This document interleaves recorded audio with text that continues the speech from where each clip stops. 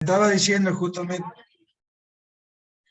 no tengo una foto mejor, pero esto sería el interior de una caja, para que ustedes vean. Fíjense que hay distintos engranajes, esto sería un engranaje, esto es un engranaje cilíndrico, como ya vamos a ver, helicoidal. Y estos, fíjense que tenemos distintos diámetros, este es más grande, este es un poco más chico, este es más pequeño, y así sucesivamente, y están relacionados con, en el caso de este engranaje grande, está relacionado con un engranaje que es más pequeño. Y así sucesivamente pasa con este, y este, que es el más pequeño en este eje, está relacionado con un engranaje sobre el otro eje que es más grande que él. Entonces, ahí vemos el juego, este que estamos hablando, de diferentes cuplas y diferentes velocidades en función de los radios de los engranajes. Es lo que he estado hablando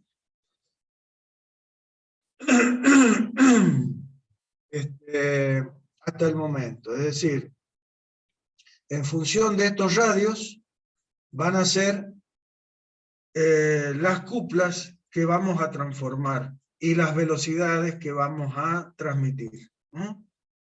Es un juego de, básicamente, de relación de diámetros entre los elementos que van a transmitir el movimiento.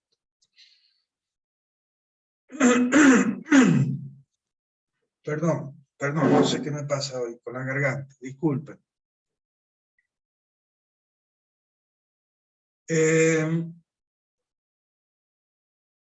Bien, sigamos entonces.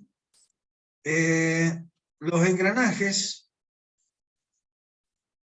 vimos que era un sistema que va a transmitir bajo las condiciones de rodadura con deslizamiento, lo cual significa que el punto de contacto entre las superficies que van a transmitir el movimiento va a encontrarse fuera de la línea de centros. O sea, sería este caso.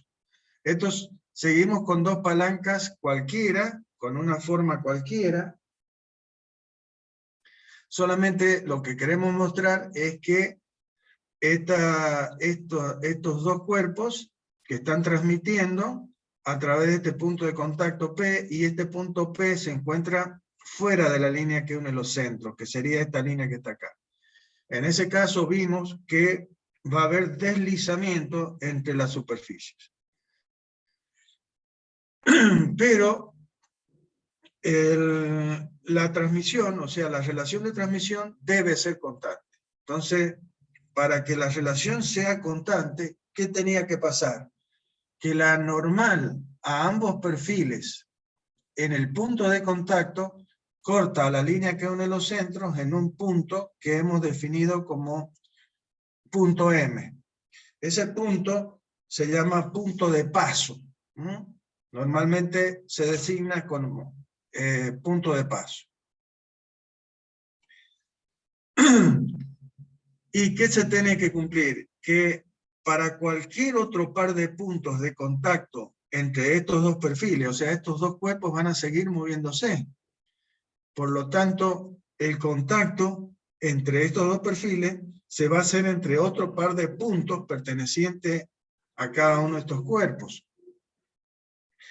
Lo que se debe cumplir es que la normal en cada uno de esos casos a los perfiles en ese nuevo punto de contacto debe pasar siempre por el mismo punto M sobre la línea de centros. ¿Para qué? Y para que se cumpla esta relación de transmisión. O sea, que la relación de transmisión que define, que relaciona las velocidades angulares del eslabón de entrada, omega 2, con la velocidad de salida del eslabón 4, que es el conducido, sea inversamente proporcional a los segmentos que sobre la línea que une los centros determina la normal a ambos perfiles en el punto de contacto sobre la línea que une los centros, en su intersección. Y esos segmentos tienen que ser iguales para cualquier par de puntos que haya en contacto entre estos dos perfiles. Estos segmentos O4M y O2M deben ser los mismos. Es decir, que las normales, las sucesivas normales, deben pasar siempre por este punto, por el mismo punto M.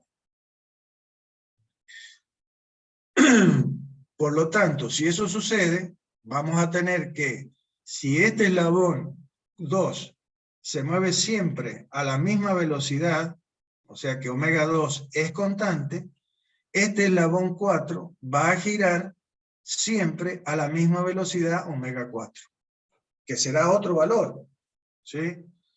¿Dependiendo de qué? Dependiendo de los radios de estos segmentos que se ponen en juego, ¿sí? Ese sería el caso de un par de engranajes, de engranaje y la condición en que estos deben transmitir y lo que se debe cumplir. Por el punto de paso M, ya lo vamos a ver mejor cuando generemos los engranajes, vamos a ver que van a aparecer un par de circunferencias. Estas circunferencias que están indicadas acá, un tramo de esa circunferencia, en este caso azul, es una circunferencia que tiene centro en el centro O2. O sea, esta circunferencia azul está relacionada con esta palanca 2. Y esta otra circunferencia en marrón, que estamos viendo acá, está relacionada con este eslabón 4.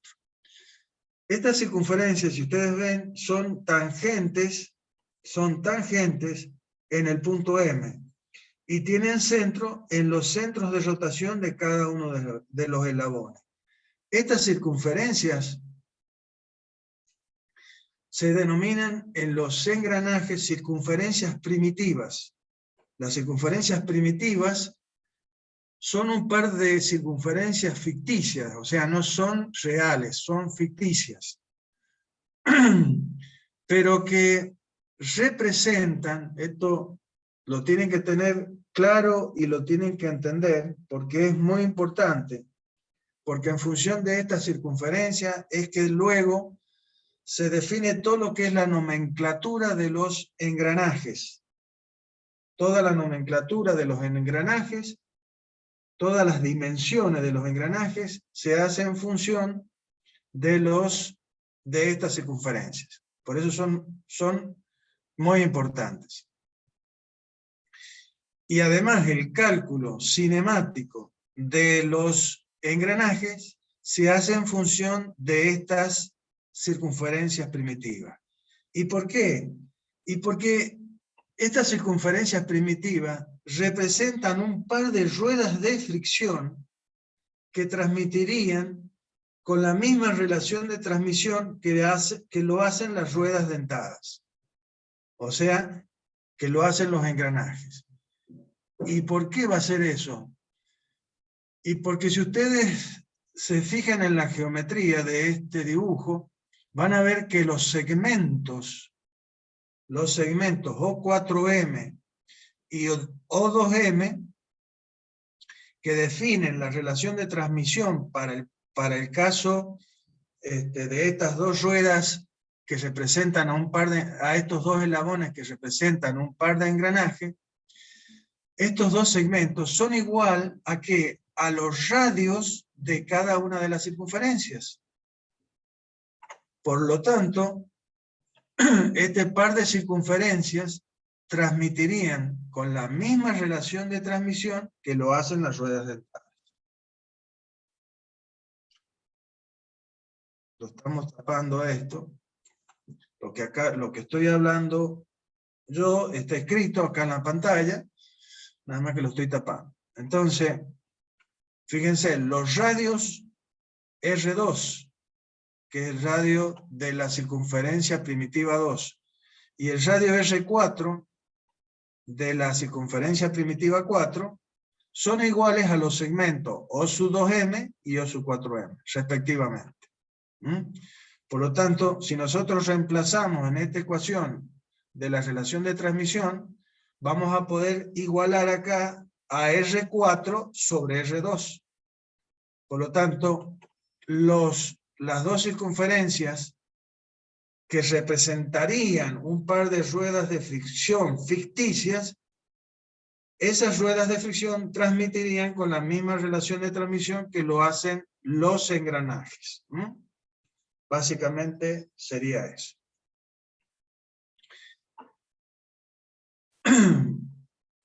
Bien.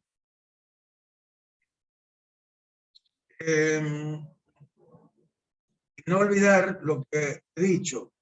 El cálculo cinemático de los engranajes se hace a través de estas ruedas. Es decir, que el cálculo cinemático de un par de engranajes se hace como si fuera un par de ruedas de fricción, en base a estas primitivas. Estoy hablando de cálculo cinemático. Cinemático estamos hablando de la relación de velocidades angulares y de velocidades lineales que se van a transmitir entre los dos engranajes.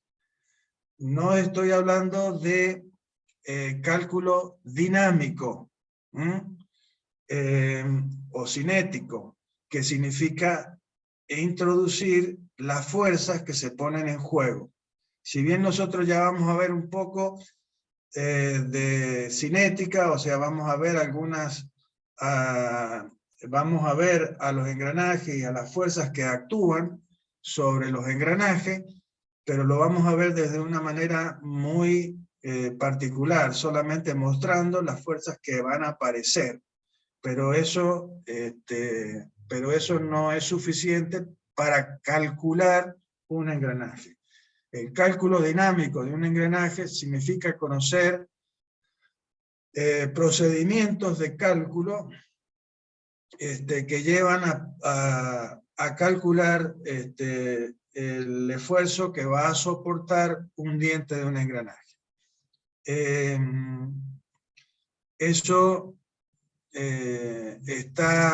no se ve en esta materia, se ve en otra materia que se llama elementos de máquina. En este caso solamente vemos qué son los engranajes, cómo funcionan los engranajes, los tipos de engranajes que existen, y es para que ustedes tengan una idea sobre este tema. Bien,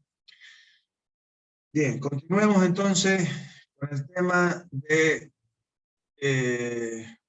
los principios y los conceptos que tienen que ver con los engranajes. Una de los conceptos fundamentales de los engranajes es la ley fundamental del engranaje. La ley fundamental del engranaje no es más que la aplicación de lo que hemos hablado sobre la relación de transmisión. Y es el hecho de que la normal a los perfiles conjugados de los dientes para los diferentes puntos de contacto entre ambos perfiles debe siempre pasar por un mismo punto sobre la línea de centros. Es decir, ese punto debe permanecer fijo para todos los puntos de contacto entre los perfiles, o sea, mientras dure la transmisión de movimiento. ¿Sí? Fíjense que ahora usé la palabra conjugados, perfiles conjugados. Y esto tiene que ver pura y exclusivamente con los engranajes. Si nosotros vemos este dibujo de Jardín Infante, como siempre les digo yo, este par de palancas, cualesquiera, que se han usado solamente para mostrar las condiciones de transmisión, van a ver que este perfil de esta palanca y el perfil correspondiente a la otra palanca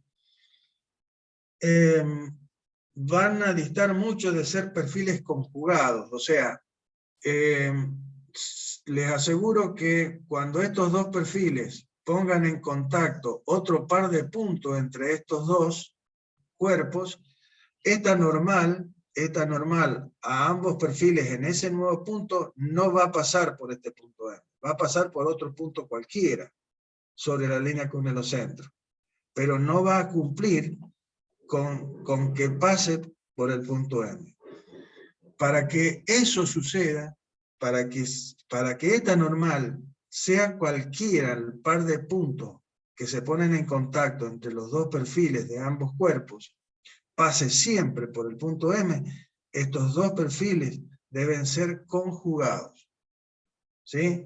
Eso está pura y exclusivamente con los engranajes, nada más. Los perfiles conjugados se dan en los engranajes. ¿Y qué significa que dos perfiles sean conjugados?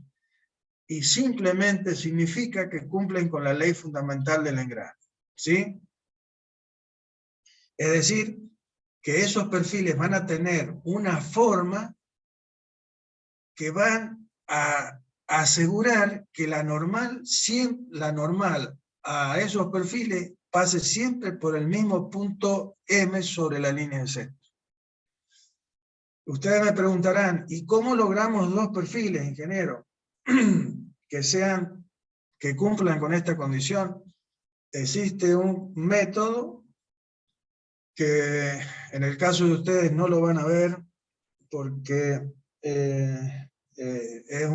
es una parte que no, en el caso de ustedes que son industriales, no es lo básico.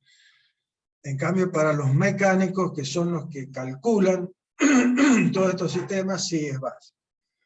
Pero yo les nombro el método, se llama método Jolot, y que es un método que me permite encontrar el conjugado a cualquier perfil. O sea, ustedes trazan cualquier línea en el plano y ustedes pueden, aplicando ese método, encontrarle el conjugado a esa línea. O sea que existen infinitos perfiles conjugados.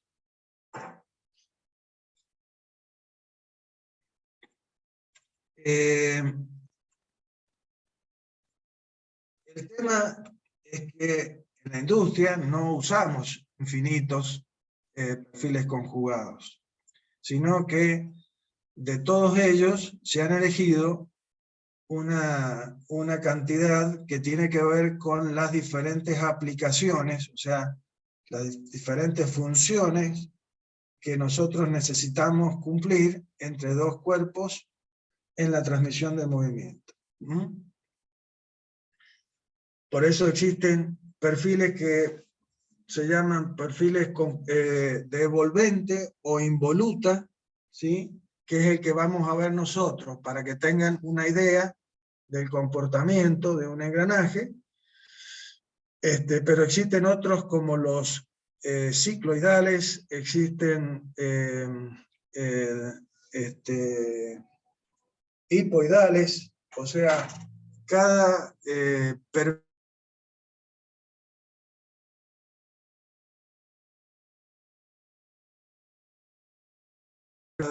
función, básicamente. No son muchos tampoco. Pero lo que me interesa es que sepan que nosotros tenemos un método para encontrarle el conjugado a cualquier perfil. Bien.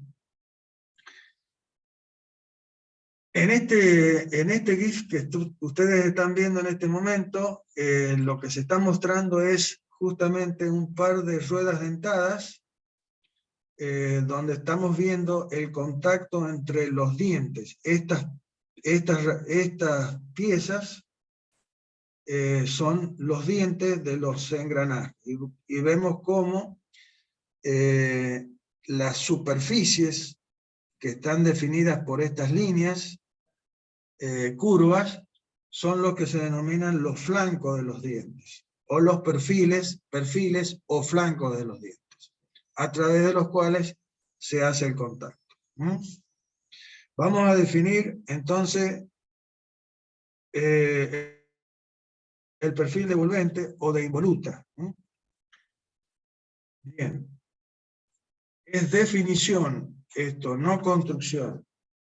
Un segundo, por favor.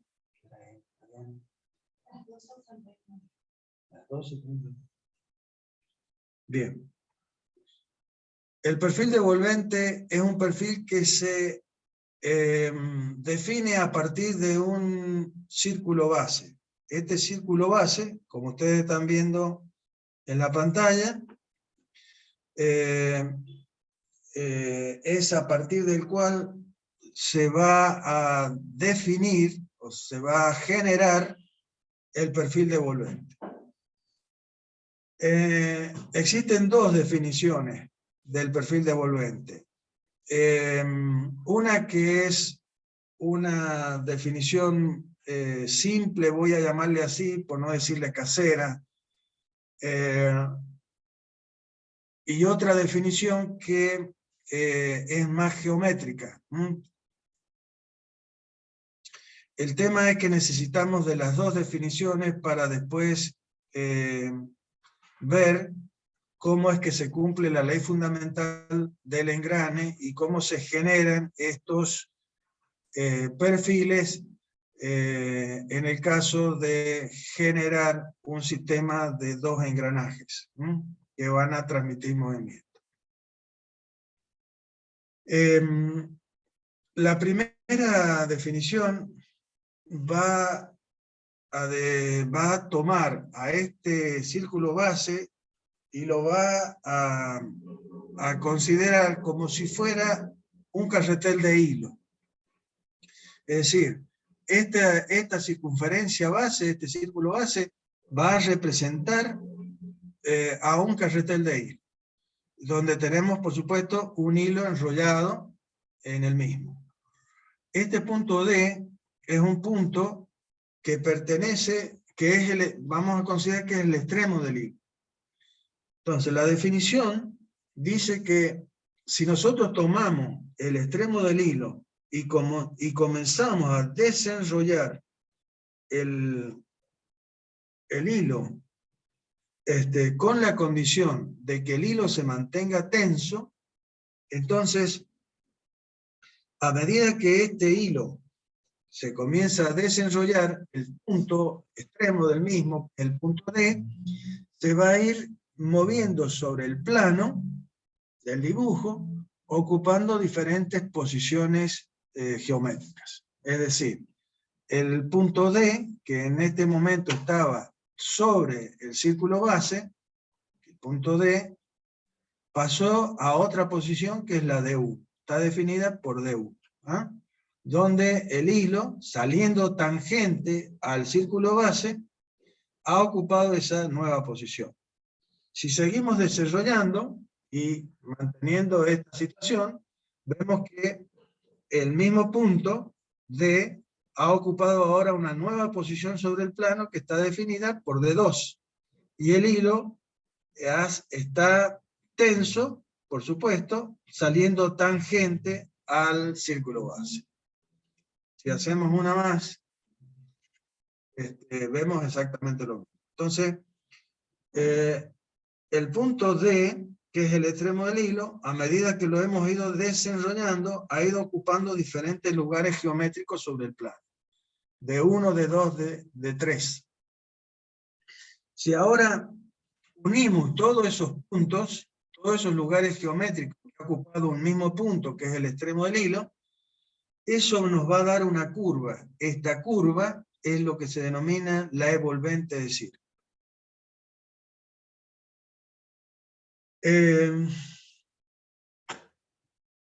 Esta curva, que surge por el hecho del desplazamiento de un punto que es el punto extremo del hilo, sobre el plano, tiene una propiedad fundamental. Y esa propiedad es que si nosotros trazamos una tangente a esa envolvente en un punto cualquiera, ahí la estamos viendo como una tangente en color verde, una línea tangente en el punto de 2,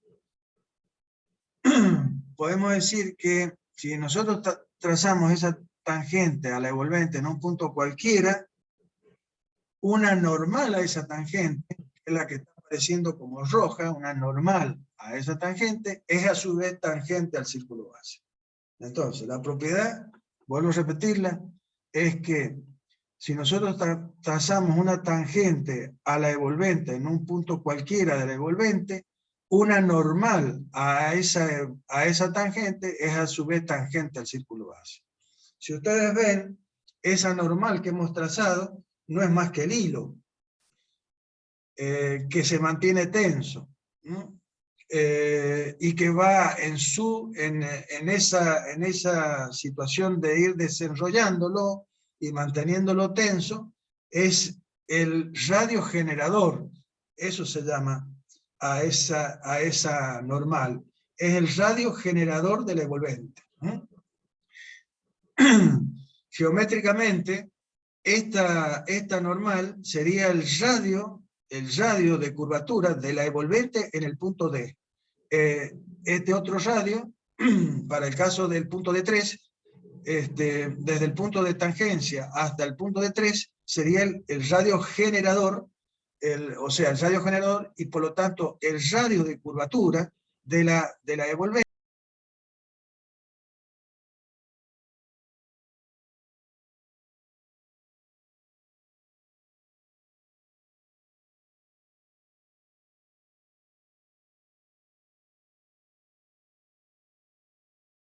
Rojo, que sería el extremo del hilo, se va moviendo sobre el plano, y el hilo, que sale siempre tangente al círculo base, se va moviendo, siendo siempre el radio generador de esa envolvente, que es la línea roja, ¿no? Bien. Otra manera de definir a las envolventes de círculo es usando una recta tangente. ¿A quién? Al círculo base. Vamos a considerar ahora que tenemos el círculo base y ahora en vez de un hilo vamos a tener una tangente. Y vamos a considerar que esa tangente, que inicialmente está colocada en un punto de referencia, que es el mismo punto D, va a comenzar a rodar con la condición de que ruede sin resbalar sobre el círculo base. Entonces, esta tangente va a comenzar a rodar sin resbalar sobre este círculo base. Y vamos a ver cómo este punto D de referencia inicial de tangencia va a ir cambiando su posición en el plano. Entonces, D pasó a la posición de 1 en el plano, y la recta tangente ahora es tangente en este nuevo punto, que está indicado acá. Luego pasa a una nueva posición de 2 sobre el plano, y la recta tangente es tangente al círculo base en una nueva posición. Y finalmente lo llevamos hasta el punto de 3, el punto D en su ubicación en el plano, y en esa posición la recta tangente es tangente en este punto T que hemos llamado T. ¿Sí? Si ustedes comparan las dos definiciones, son exactamente la misma. ¿Por qué? Porque en este caso de la definición del hilo, el hilo es la tangente. Por eso es que ponemos como premisa que el hilo se va a desenrollar con la condición de mantenerse tenso. Si el hilo se mantiene tenso, eso indirectamente estamos diciendo que el hilo va a ser siempre tangente al círculo base. O sea que el hilo cumple la función de esta tangente, que rueda sin resbalar sobre el círculo base. Es exactamente la misma definición. Nada más que en este caso lo que estamos usando son, lo estamos haciendo de una manera más geométrica. ¿Ah? Bien.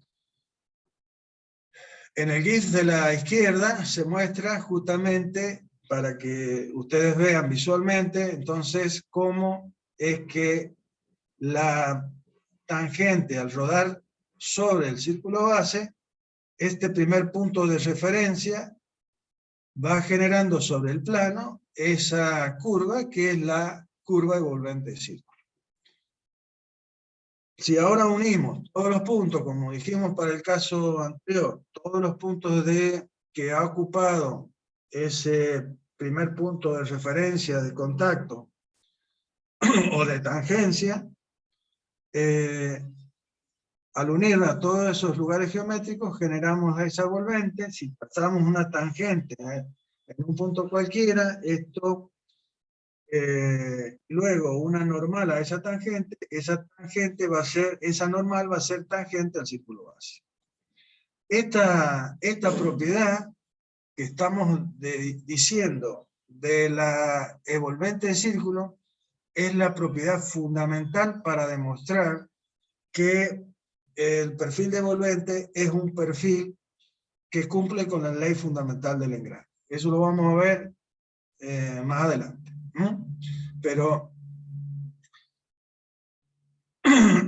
vuelvo a repetir, esta propiedad que estamos usando es la base para demostrar que el perfil de envolvente es un perfil que cumple con la ley fundamental del engrane.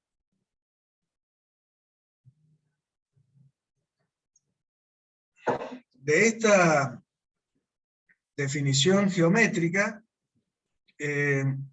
también vamos a encontrar otra propiedad que es la que nos sirve para que podamos construir la envolvente, porque muchos alumnos se preguntan, ingeniero, ¿y cómo encontró al punto de 1, al punto de 2, al punto de 3 para trazar esta envolvente? Esta línea que estamos indicando con marrón y que teóricamente es una envolvente círculo. ¿Cómo encuentro esos puntos de 1, de 2, de 3 en el plano? Bien, para que nosotros podamos encontrar esos puntos es que vamos a usar esta igualdad que está acá. Acá dice que un elemento geométrico, un ente geométrico, que es el arco sobre el círculo base, este arco DT, es igual a otro ente que es un segmento, pero que está ¿sobre quién? Sobre la tangente. Entonces, y es el segmento D3T. Dice esta igualdad que este arco DT es igual al segmento sobre el círculo base, es igual al segmento D3T sobre la recta tangente. Entonces, yo pregunto, ¿por qué son iguales estos dos elementos geométricos? El segmento y el arco, ¿por qué son iguales? Básicamente son iguales por la definición que hemos usado. La definición dice que la tangente rueda sin resbalar sobre el círculo base.